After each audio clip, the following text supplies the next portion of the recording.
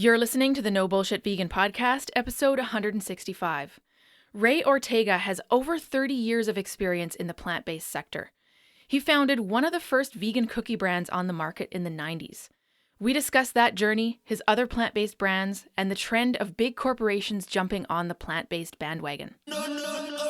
Welcome to the No Bullshit Vegan Podcast. Myth-busting and evidence-based advice to help you kick butt with your health and fitness on a vegan diet. Here's your host, Karina Inkster. Hey, welcome to the show. I'm Karina, your go-to no BS vegan fitness and nutrition coach. Happy 2024.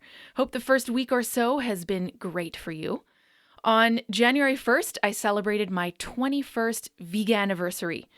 On January 1st, 2003, I made the switch from vegetarian, which I'd been for 5 years at that point, to full vegan.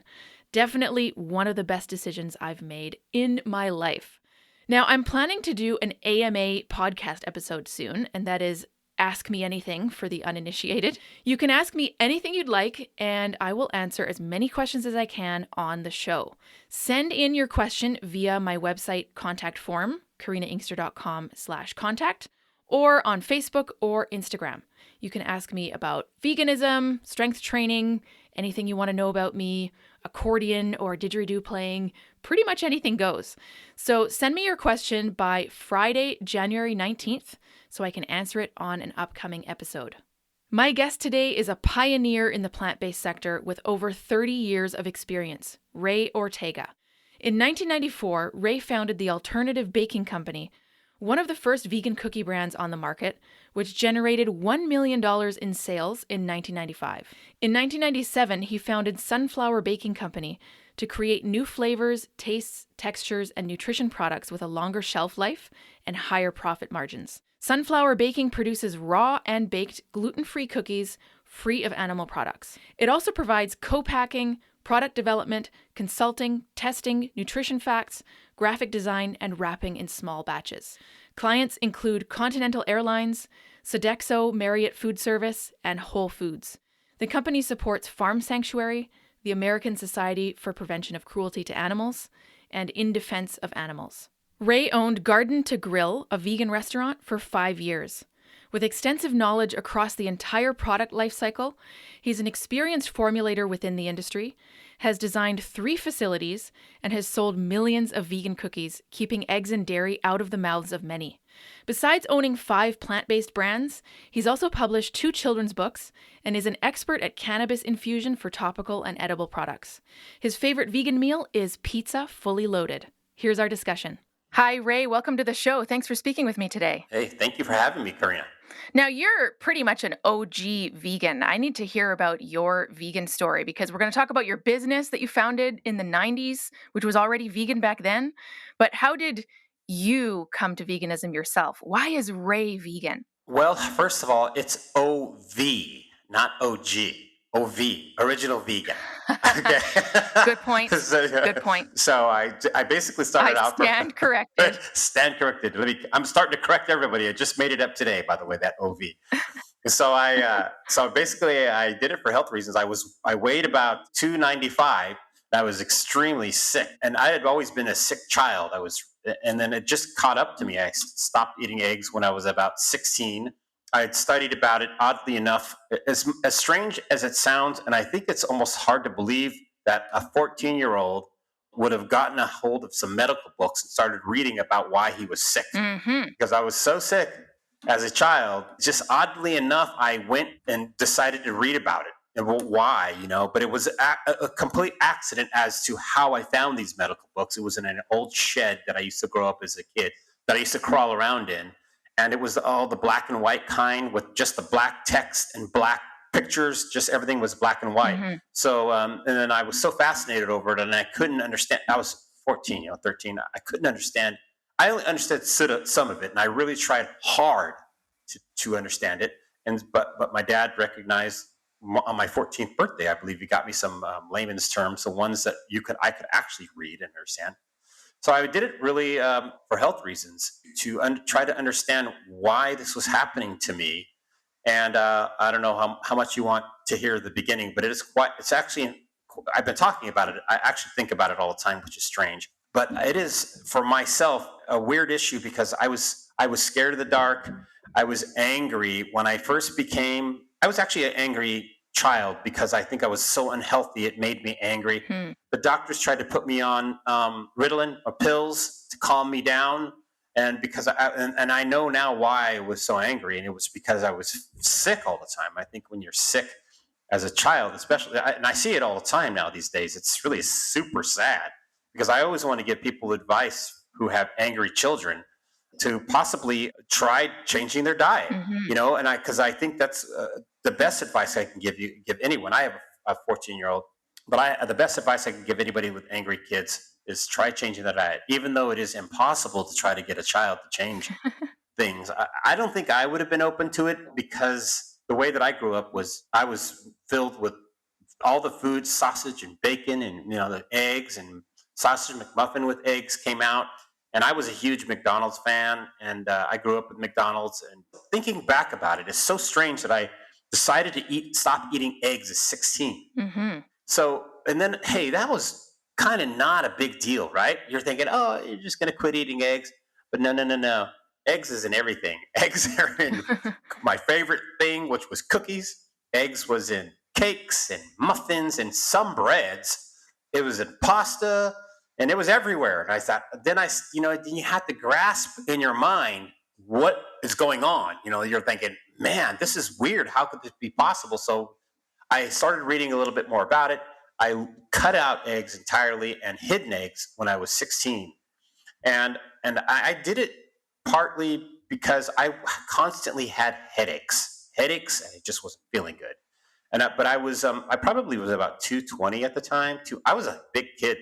I was about 220 pounds. Gradually, as it's not accepted in my neighborhood to be vegetarian, first of all. So I never told anybody other than when I was anywhere, I didn't want to eat eggs. And I was just really quiet about it.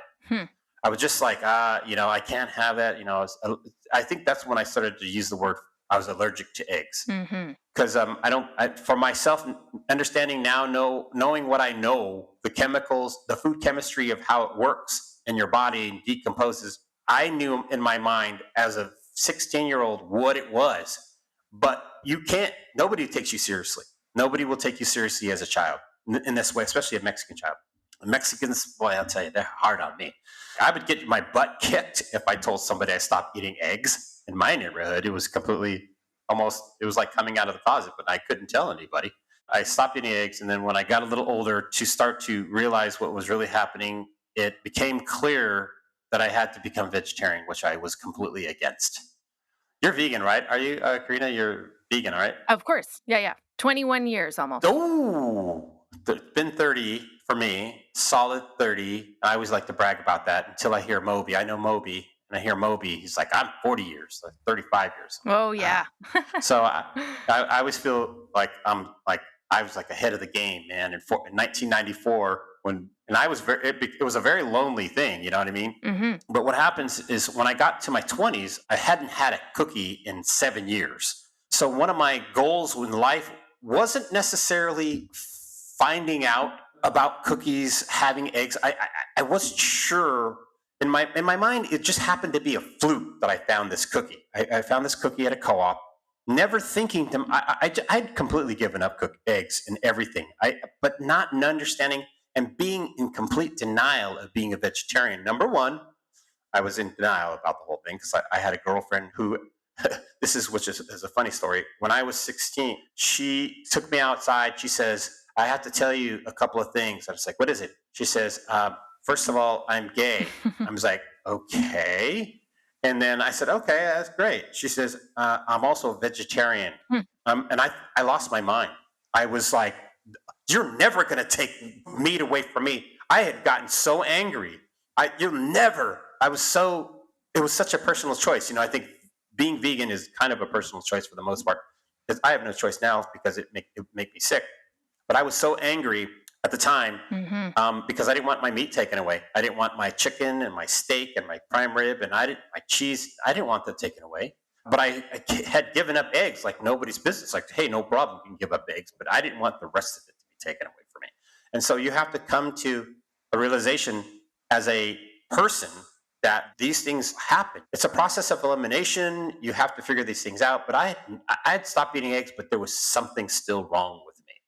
So as I cruised up to about my 20s, 22, then I kind of had to come to the realization. I got a job at the SAC co-op. I had to come to the realization that I was going to at least be vegetarian. I became vegetarian. I lost 60 pounds when I was a vegetarian, and without lifting a finger. I did not exercise. It just fell off for some. Within 6 months, I was this is weird. So I decided, oh, it can't be so bad being vegan if this happens. So I became vegan during the course of the time when I got a job at the SAC co-op learning to bake vegan. Never thinking that this was going to be my life. Like I said, I was embarrassed to be, I didn't even want to use the word. I didn't know what vegan was until I was 22, 23. I was embarrassed about the whole thing. I was sad. It was like almost like a death in the family. Like, oh, there goes your food, your love of food. It's just all gone. It goes away. That's it. And but then when I lost all the weight, I was convinced, and I started feeling better. I was completely convinced that this was the way to go. And a few other things inspired me, which was two other things. One was my doctor telling me I had Addison's disease and Cushing's disease. And she also said that I could possibly have a tumor on my adrenal glands. And I said, how do you know that? With just looking at me, and how do you know? Oh, because I had, at the time, I don't have them anymore, but I had purple stretch marks on my body. And I never knew why. I thought it was just normal for people to have this weird stripe. I had literally stripes on my body and on my stomach area. And I was like, wow. I go, what does that mean? She says, you have an immune deficiency disease. You have something wrong with your immune system. And I'm like, well, how do you fix the tumor on the adrenal glands? She says, well, you have to cut your back open and pick out a rib. I'll never forget that day. And take the tumor off. I was like, there's no way. That's not going to happen. Yikes. I said, there's no way. That's the last time I saw the doctor, because I hit the books hard at that time. And I went and realized, I said, that's it. I said, I have to be vegan. I just couldn't bear to think somebody cutting into my body to take out something that was supposed to be there, so to speak, you know what I mean? Or whatever reason it was. So I was pretty much inspired by trying to be healthier, wanting to be healthier, realizing my spirituality was trying to tell me something. I think, you have the division of your spirit and your body. My body was doing one thing. My spirit was telling me something else. So I had to come to a conclusion that I had to do this. I didn't have a choice. I was like, well, I mean, we have choices, but if I was going to get any better, I had to do this. If that answers your question in a nutshell. Yeah, for sure. Well, like most people, it's a trajectory, right? Like I started with vegetarianism, not really knowing what veganism was back then in the 90s as well. Yes. And it took 5 years, I think it was around 5 years, to figure out like, oh, right, the meat and the egg and the dairy industries are all connected. They're one and the same. They are morally indistinguishable from each other. And my reasoning for being vegetarian was ethics. So not so much the health piece, although that is factored in now. But if you're a vegetarian for ethical reasons, you need to be a vegan because you're still supporting the meat industry by eating eggs. You're still supporting the veal industry by drinking milk. I mean, you know this, preaching to the choir here. But it took 5 years for me to figure that out. What? Oh my gosh. That is so fascinating to me because, see, I hear those stories about the ethics of. I'm like, I didn't give two craps about animals. Right. I was so worried about myself. I was so worried about my own colon, so to speak, that I was like, who cares? You know what I mean? I grew up not caring. I grew up with animals being killed in my backyard from my grandmother trying to feed their family. I had chickens. I had that whole thing, and it was just one of those weird things. In fact, one interesting thing about what happened to me for some reason when I became vegan was I became angry. I became mad at the world that was trying to fool us about dairy and eggs and milk. All that stuff I felt fooled. I felt I was fooled by this huge corporations that were shoving this stuff down our throats. I was so mad. I remember just basically I sold all my leather. I think the next weekend I made a yard sale. I was like, I'm getting rid of everything that had anything to do with an animal product because I didn't want anything to do with it. I was so angry because they shove it down your throat from the time that you're in elementary school, and then it wasn't until 2 years later that the ethics of the animals, I had a friend of mine, Linda Middlesworth, who I always like to tell the story. She shoved it down my throat because I didn't care. I was like, Linda, I don't care. I don't, just leave me alone. I'm so worried about myself. But then my spirit became more open because my mind started becoming more clear of what the connections of. And then she started showing me the videos. I had really not even seen the videos. Trying to show people these videos at any time in your life is, nobody wants to see these videos. Nobody wants to see these cows getting slaughtered, these chickens getting their heads cut off. Nobody. I was shown that, and then it just got worse for me. I was even more mad, I think, because I just didn't want anybody. I thought, I'm not going to allow anyone to eat eggs in anything that I ever make again for the rest of my life. That's how pissed I was. Well, you used anger productively, though, presumably, because around that time you started a company that did exceptionally well and sold $1 million in 1995, which wasn't that just the year after you started the company? That's craziness. A couple of years. It took a couple of years. Yeah, it just took a couple. Yeah, it was really strange because you know what? Considering the uphill battle that I had with people thinking things taste like cardboard at the time. Mm-hmm. I don't know if you remember. Oh, yeah. You don't look maybe 30 years old yourself. So Thanks. I'm 37. Okay. Well, you see, so you were 7 years old and I was like pounding the pavement to try to shell my cookies off to these people, try to convince them that, hey, it doesn't taste like cardboard. I swear. So I remember one of my marketing practices, because I couldn't convince anybody to buy a vegan cookie at the time. There's no way, only the health food stores. But you can't convince a gas station to say, hey, my cookie is vegan, but they don't care. Right. They want it to taste great. So I ended up realizing, and I literally have given away millions and millions of cookies over the years. And it was because I had to show people that it was cardboard days were over. I sent you cookies. Did I? I think I sent you cookies. Did you get the cookies? No, I did not. I mean, maybe it's because I'm in Canada, but if they're on their way, I'm excited. Oh my gosh. No, I'm going to have to send a whole bulk thing to Canada because I forgot you're in Canada. You got to have some of these cookies. I'm working on that stuff. Oh, I would love to try them. So was this called the Alternative Baking Company? Was that what it's called? I think you have a different company now, but this is the one that you started in 94. Sunflower Baking Company. Yes, Sunflower Baking Company is my new company, and I just acquired Mishi's vegan cookie company about 2 years ago. Oh, wow. The Alternative Baking Company was was pretty much my pride and joy for the most part until, I just couldn't stand working with people who weren't on the same path as I was. And the other guy that I got into business was he started eating fish and started eating eggs. And I was like, this is not where I want it to be. I was completely against it. And I was naive even then because I was just so excited to be healthy. I was just glad to be healthy. And then I realized these people who were around me weren't on the same path. I was like, I'm out of here. I can't stand it anymore. I'm leaving. So I started Sunflower Baking Company.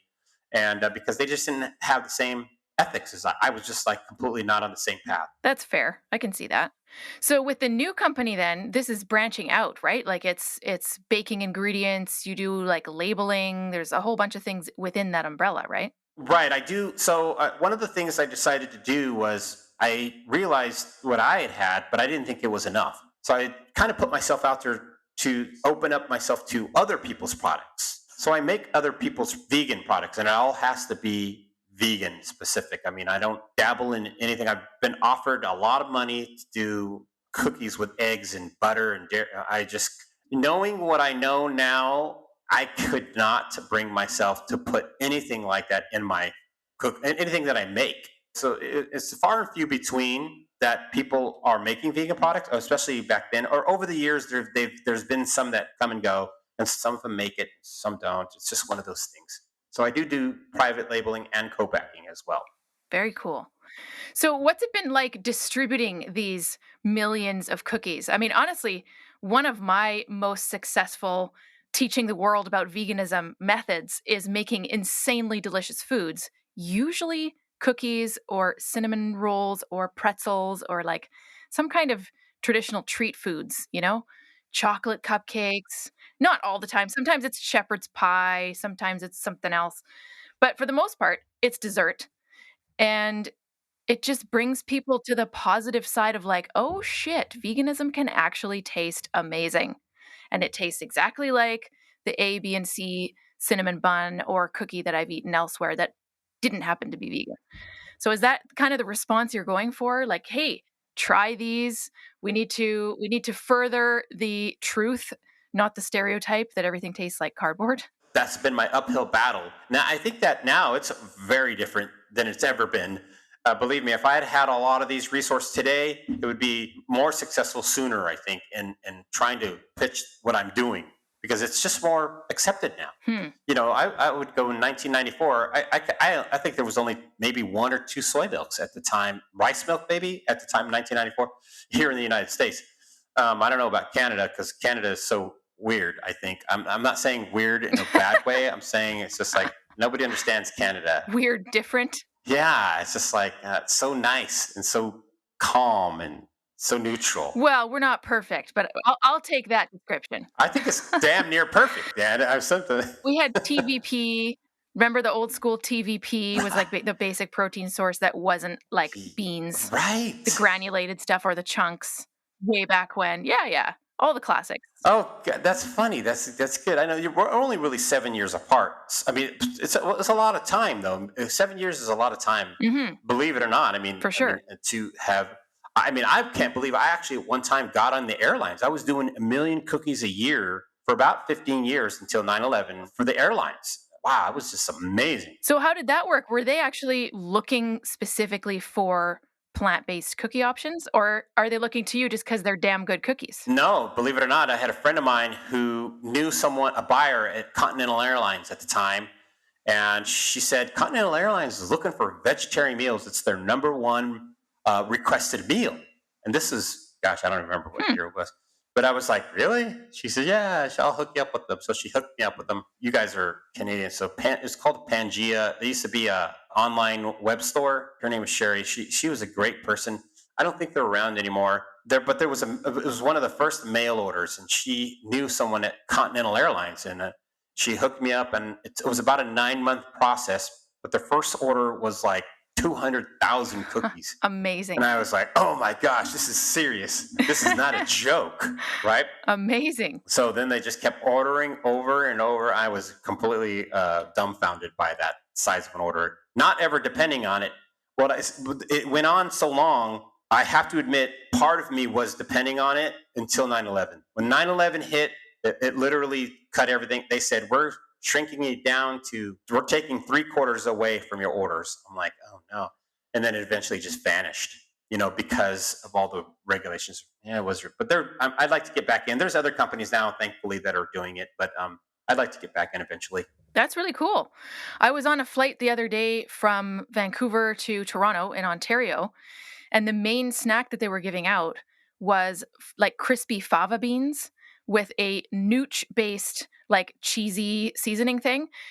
And like, sure, it has a little tiny vegan, the vegan V to just denote that it's a vegan product, but it doesn't have vegan in giant words over the packaging. It just happens to be plant-based. And I'm like, if this is the way that airplane food or airline food is moving, this is great. It just becomes the default. It's not the weird thing that you have to ask for. Right. Well, see, I know that's good and bad for me, because there's a lot of corporations now who are making junk by accident. You know what I mean? There's a lot of stuff. When I first started, people were telling me, don't put vegan on your package. I'm not kidding. They were, don't put it on. It's going to ruin sales. And I was like, I don't care. I'm not alone anymore. There's a lot of companies out there that are making, a lot of mainstream companies who are jumping on the bandwagon in a big way. And I think I don't mind in some ways, but in other ways, it's good for us as vegans, so to speak. Well, so let's talk about that a little bit. So I feel like there's a lot of companies who feel like they have to have plant-based offerings, because if they didn't, it would be a bad business move. Like I'm thinking about the fast food chains offering Impossible Burgers and Beyond Burgers and whatnot. If they didn't have those things, they're probably limiting themselves in customer numbers these days based on how many people are plant curious or vegetarian or vegan or whatever. So do you think part of it is just Looking at the market? I call it V curious. V curious. Well, let me tell you, we've just started, okay? This is only phase 1 or maybe phase -0 still, because we can go into a place and sure, you can get the burger, but it's probably cooked on the same grill, which is very annoying. They're still probably cooking their deep fried chicken and with our fries, the only fries we can ever eat anywhere. Corporations now are abusing the word plant-based, and I'm finding products, I'm grabbing them from the shelf, and I'm looking at the package now because I was fooled once. It was a Swanson's, or no, Murray calendars, I think it was. It says plant-based really big in front. And then I turned it around. I'm like, there's some milk. There's like milk and some other junk in there. Oh, that's so annoying. I'm like, what the heck, man? These guys are crazy. Way to ruin our day. Yeah. Thanks. I was like, what are they doing, these people? They're like, they don't get it. They still don't get it. I mean, it's still like, why? I was like, I would totally buy that product if it was 100% plant-based. And you know what? There should be a law, now that I think about it. It should say a percentage of plant-based. There really should. Well, there are for things like, the kosher stamp and the vegan stamp and all of those, gluten-free. There's regulations about those. But things like natural, plant-based, there's a whole bunch of other ones that don't actually have any regulations. It's kind of scary. Yes, I know. It's fast becoming something. It's the top 8 allergies, for example. I'll tell you one thing also that I thought was funny is how fast gluten-free passed up vegan by a billion miles. Mm-hmm. You know what I mean? I was like, shit, I always felt like, gosh, darn it, what is wrong with these people? Don't they understand that vegan is, I go into a restaurant, they're like, I say, hey, can I have no cheese? Oh, do you want no tomatoes either? I'm like, no, I didn't say I wanted. I didn't say I didn't want no tomatoes. Because I just don't want cheese on my stuff. Right. Do you want onions? Are your onions okay? I'm like, so you're getting the rundown when you go to when you go out to eat at these restaurants. They're giving you the rundown.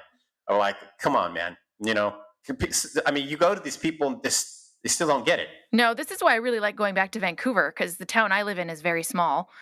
Not a lot of vegan options if I'm eating out here. But if I go back to Vancouver, I mean, there's like 30 restaurants that are completely 100% vegan. You just walk in there, you can have anything off the menu you want. And I like having that experience, right? So whenever I'm in Vancouver, it's basically just feasting for 48 hours nonstop at places that I want to support because they get it, right? Because they're all vegan already. Why not support them? I think it's genius.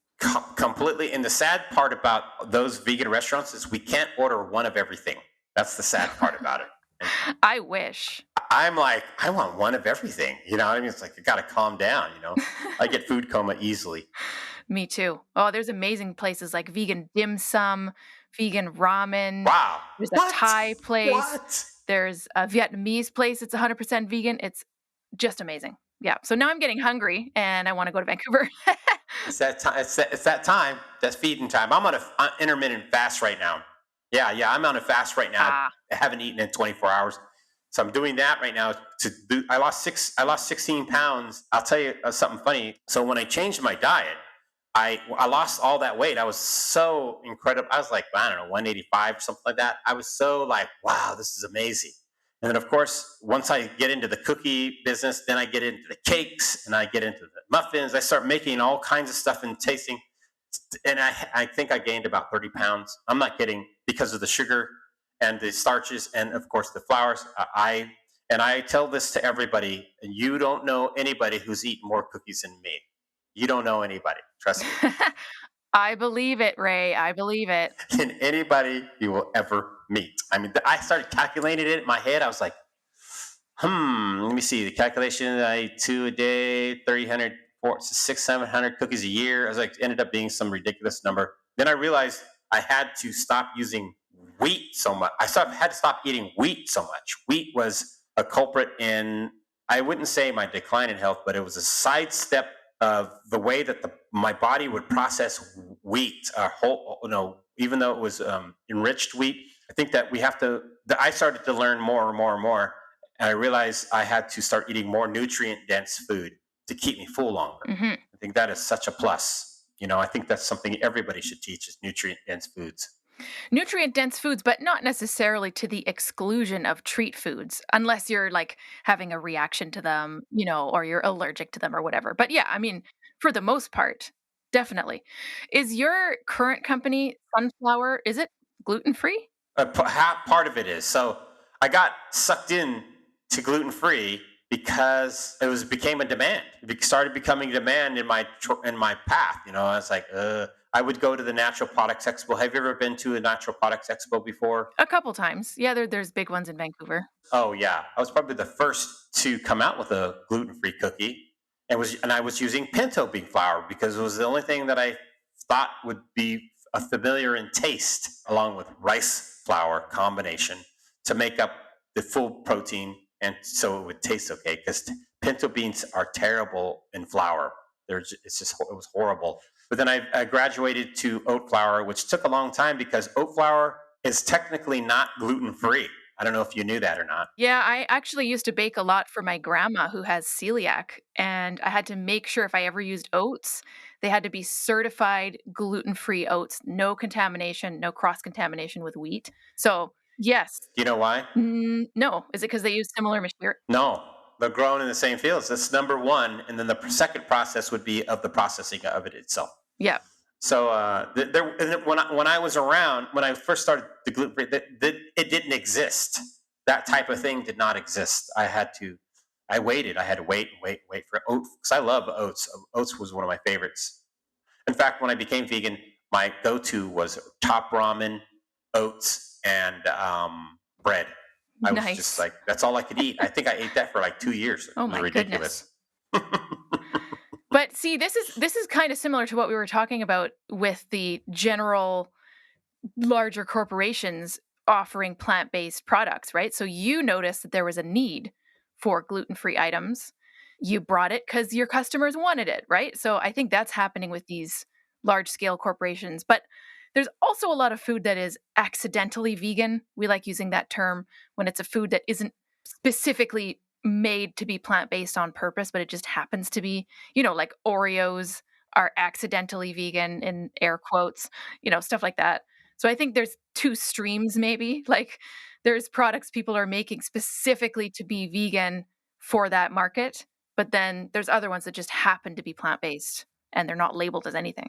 Well, restaurants are still doing that now. Taco Bell here in the United States just decided to come out with or test vegan cheese with fries. Panda just decided to do a test for a year for vegan orange chicken. We have the Burger King had the Impossible Burger. Carl's Jr. had the Beyond Burger, but it's sadly only a temporary thing. That's the sad part. Now, was this temporary because the test didn't give them the results they wanted, or was it temporary from the beginning that was just planned? I'm certain as a business owner, what I would do that, I would be like, let's do the test, And I think when I did my gluten-free, I had to do a test, so to speak, figure out who was going to buy it and who wasn't going to buy it, see if it was going to work. In fact, oddly enough, I have this one cookie. One of my favorite cookies is a chocolate chip with walnuts, and I could not sell a chocolate chip with walnuts for the life of me. And for some weird reason, it never sold well at all. And it's my favorite cookie. And I had to I base everything that I make off of some things that I like. And that's just one of those things that never worked out. So these corporations are making decisions, but they're all meat-eating corporation thinkers. You know what I mean? That's part of the problem. And it's kind of a weird thing, I'm getting hungry talking about this, especially after being a fast. It's like, oh my gosh, Karina, you're making me hungry. I can imagine. And I'm around cookies all day. Yeah, you are around cookies all day. I don't know if I could handle myself around cookies all day. Seriously. Yeah. But there are companies like Big Mountain Foods comes to mind. They are women-owned, relatively new on the scene, I think, and completely vegan. So they make whole foods-based, like vegan ground round from cauliflower and veggies and like soy curls and stuff. What? Is that a Canada thing? It is in Canada. Yeah. I don't know if they've expanded, but it is. Yeah. We have it here. It's really good product from a completely vegan business. Wow. So I feel like there's more, like Gardein. Gardeин's a vegan company. I'm sure you've got those. Yes, but guess what? They're made in Canada. Oh, is that right? I did not know that. Yes, it's real. I know a ton of manufacturers. I've come friends with, you just happen to know these people, you run into them or whatever. But that's Tal Ronan is one who came up with it, but they make it in Canada, which is good or bad. I don't know. I don't know how expensive Canada is. Yes, they make it in Canada. Intriguing. Hey, so I saw that you have a website called startaveganbusiness.com. What's the deal with this? Is this kind of like the next evolution of what you're doing in your business career? Yes. Other than trying to raise money to build the biggest vegan facility I can in the United States, I thought I would put myself out there to challenge others to say, if you have a good idea and you think it's viable and it's workable and it's vegan, then I'd like to know and I'd like to help. I want to help because I this is why I'm doing these things. I need people to be inspired, not to give up, not to keep trying, to find something that you like. I don't care what it is. Believe it or not, I can do cosmetics, textiles. I can do, of course, the baked goods, foods. I can do.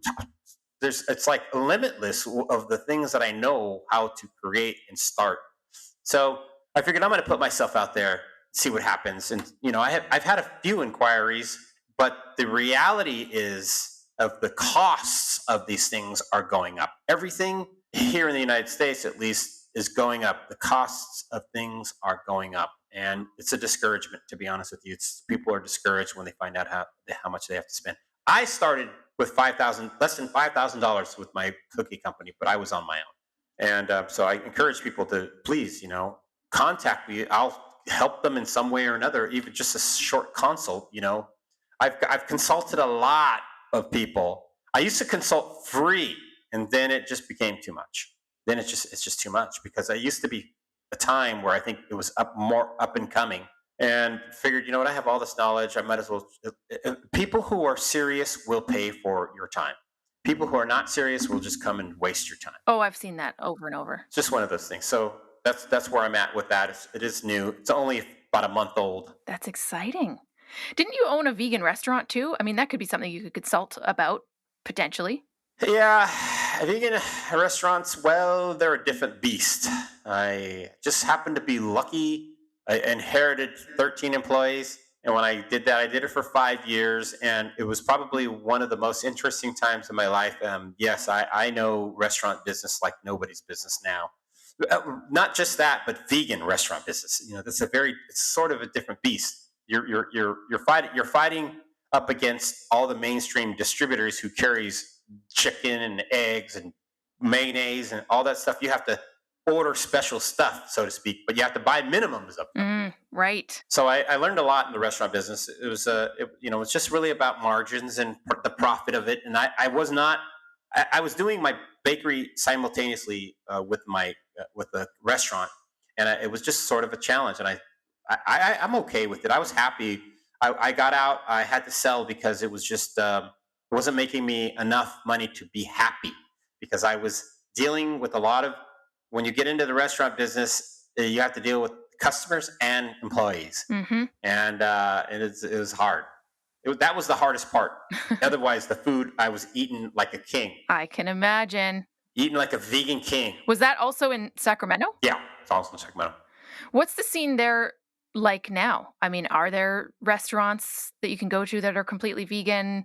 Are there lots of different options? What's the scene now? The scene is better than it's ever been. In fact, it always comes at a time where I'm trying to lose weight. Okay, that's the bad part. Of course, that's always how it works, eh? It's like, really? Another Mexican restaurant? Another Thai restaurant? Another burger restaurant? Please stop. Where were you 20 years ago? Okay? 25 years ago. Where were you? Okay? Right.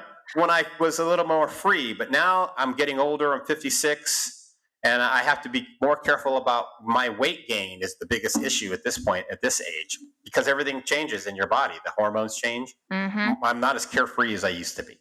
I prefer cookies. Well, you mentioned Mexican background. Do you do like traditional cooking? Have you veganized meals? What's the deal? No, No? never. God, no. Are you kidding me? I'm not a great cook. This surprises me. Yeah, I'm surprised. Listen, I don't want to. It's just too much. It's too much to do. It's too much preparation. My favorite things are tamales, and oh my God, have you ever made tamales before? Made them? No. Eaten them? Yes. They're very difficult and very time consuming. It's not like plopping a tortilla on the burner and putting some beans on it. It's not like that at all. It's very difficult. So for myself, I love eating out. I'm not gonna lie. So it's an excuse to support, support Nudge, nudge, wink, wink. Yes. yeah. To support the. And I'm always thinking, that's what I'll do. I'm going to go to Burger King. I want to support them. I'm trying to put a positive spin on these things. It doesn't always work out. I've only had the Burger King burger a few times, and then I realized I shouldn't be doing it, because then I end up getting fries too. And I know they can't be vegan. I will tell you one thing. I went to Disneyland. Have Canadians ever heard of Disneyland before? Of course. Disneyland is huge. And also what I know about Disneyland, I realize you're joking. Yeah. I have heard that they have a crazy vegan scene with lots of vegan options. It's crazy. There's entire websites out there dedicated to your vegan tour of Disneyland. I was shocked. I was walking around. I'm friends with my acquaintance at Just Foods, Josh at Just Foods, Just Egg. Have you ever heard of Just Egg? Oh, yeah. Yeah. I use that quite a bit, actually. Yeah. So, so I was just cruising around. It was 11 in the morning or something like that. And they have kiosks of Just Egg and Beyond Sausage breakfast burritos, something like that. I was floored. Amazing. I think I bought 5 of them. As one does. They were like $20 a piece. You know what I mean? I was like, I didn't care. That's another thing we do. We don't, I think that because we get so excited, we don't care what the cost of these things Well, that's an interesting point. It's an interesting point because, we're lucky to have that privilege to not care about how much something costs, right? I mean, I went through a drive-through one time in my town after a late night rehearsal, not a lot of things were open still. So I'm like, I'll just get a Beyond Burger. Realized it was literally twice the cost of a regular burger. So for folks who are on limited budgets, is the Beyond Burger going to be their first choice? Definitely not. It never will be. I'll tell you a little secret tip that you may have read that's in an article. Actually, I got it from an article, and I didn't find it out from those guys. But Just Foods, they're having some problems with the amount of money they've raised. They have decided to cut the Just Eggs back to $4 a retail, which means they've been losing money, because you're still trying to convince the mainstream public to try this fake egg. I don't even know what to call it. I hate calling it fake foods alternative foods. I know. I'm with you on that. What plant-based egg? Plant-based egg. Fair enough. But, plant-based egg. Plant-based, can still have whey in it, which I try not to use it. Yeah, that's true. Like that. So that's one thing that's happening here in the United States. Those are made here, I think. But I was sad to hear that they're having problems, and I was like, oh no, please don't take. That's the one thing I love. This is probably one of my favorite products of all time. Is the Just Egg of all time. Oh, it's brilliant. So I'm sad about that. I hope they make it. Whatever happens, they raised $100 million. I just want to raise $3 million. Oh, wow. Okay. I don't even want that much, man. Is that too much to ask for? I know, right? It's like somebody's giving out $100 million. Give me $3 million. I'll make your day. I have good margins. There you go. Yeah. That's brilliant. Well, Ray, is there anything that we have missed? We talked about both the baking related businesses. Anything else that you want to leave our listeners with before I let you go? No, but you work out, right? Are you a... Mm-hmm. Yeah. See, that's why I was excited to talk to you, because I needed you to whip me. Oh, really? Whip me into shape. Really? Tell me some good. Tell me something. You need a little kick in the ass. Is that what you need? Yes, I do. I'm going to say it. Yes. Yeah, I'm glad you said it. Oh, I'll say it. My whole job is kicking people in the asses. So, it's fair. I know. Well, actually, not only that, the job is kicking people in the ass, but then creeping on them to make sure they actually do it. That's the second part. You Right? need to move to the United States. I need to hire you. Oh man. Well, it's all online. It's all online. I can creep on you from right over here. This is how we can keep eyeballs on everyone, right? It's me and 2 other coaches, and we make workouts for people, and then we make sure they do them, right? We're getting little notifications. Ray did his day 1 workout and it took him 21 minutes and here's blah blah blah. Yeah, it works really well. Oh my gosh. So offers open if you want to get your butt kicked and creeped on in a positive manner. The door is open. That's funny. That's funny. Yeah, I'm almost there. I'm almost ready. I got to get through this intermittent fasting. It's been rough, and it's easier than exercising. Well, that's true. That's true. But you're not going to build muscle intermittent fasting. Just saying. I know. Just saying. I know. Just saying. I'm trying, though. But yeah, intermittent fasting, I mean, it has a time and a place for sure, and it works really well for some folks, like from a structure perspective, but it doesn't pair super well with working out for obvious reasons. Well, don't pop my bubble, okay? I'm saying you can finish your intermittent fasting streak and then find some other type of eating pattern that works for you and then go kick some ass with strength training. Then you'll be set. Oh, no, I need to be set because I need to be a good example. Yep, absolutely. Well, thank you for having me, though. I really do appreciate it. Of course. Thanks so much for speaking with me, Ray. It's been fantastic. I can't wait to put our episode out into the world. Yeah, can't see what happens. It'll be interesting. Ray, thank you again for joining me. Head to our show notes at nobullshitvegan.com/165. And don't forget to send in a question for me to answer on an upcoming AMA episode. Get in touch at karinainkster.com/contact. Thanks for tuning in. Thanks for listening to the No Bullshit Vegan podcast at nobullshitvegan.com.